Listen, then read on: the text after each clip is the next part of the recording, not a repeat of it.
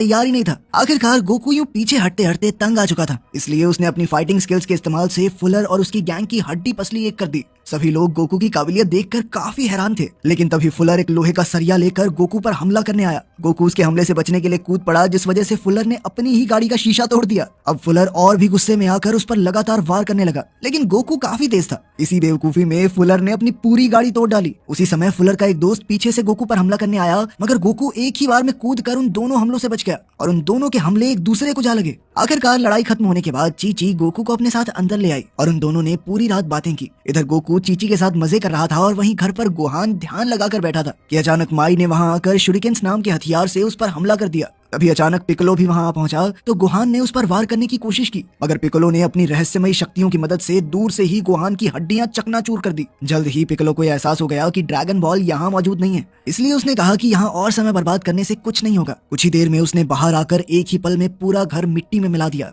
वहीं दूसरी ओर गोकू को एहसास हुआ कि कुछ तो गड़बड़ जरूर है, इसलिए वो तुरंत अपने घर की तरफ दौड़ा, लेकिन वहां जाकर उसे घर के मलबे के सिवा कुछ नहीं मिला। तभी अचानक उसे अपने दादा की आवाज सुनाई दी तो उसने फटाफट उन्हें मलबे के नीचे से बाहर निकाला। गोकू ने घबराकर उनसे पूछा कि आखिर ये सब कैसे हुआ, तो गोहान ने बताया कि पिकोलो वापस लौट आया है। अब गोहान ने गोकू को मास्टर रोशी नाम के एक आदमी को ढूंढकर सारी की सारी ड्रैगन बॉल्स को हासिल करने का जिम्मा सौंपा। इतना कहते ही उन्होंने गोकू की बाहों में दम तोड़ दिया और तब गोकू ने अपने दादा के बताए मिशन को हर हाल में पूरा करने की कसम खाई। वो गोहान को दफनाने के बाद अपने पुराने घर पहुंचा, जहाँ उसे अपने दादा की पुरानी टर्टल स्कूल यूनिफॉर्म मिली। तभी अचानक उसे घर में किसी के चलने की आवाज सुनाई दी, तो वो इस इंसान को ढूंढने लगा। उसी समय वो एक लड़की से जा टकराया जो असल में यहाँ ड्रैगन बॉल्स ढूंढने आई थी। उसने अपने रडार पर देखा कि गोकू के पास ड्रैगन बॉल है, इसलिए उसने गोकू पर गोलियां चलानी शुरू कर दी। वो चिल्ला चिल्ला कर कह रही थी कि उसे अपने पिता की ड्रैगन बॉल वापस चाहिए। गोकू को कुछ समझ नहीं आया और उसने कहा कि ये ड्रैगन बॉल मुझे मेरे दादा ने दी है। जब गोकू ने उसे अपनी ड्रैगन बॉल दिखाई तो उस लड़की को कुछ समझ नहीं आया, क्योंकि इस बॉल पर सिर्फ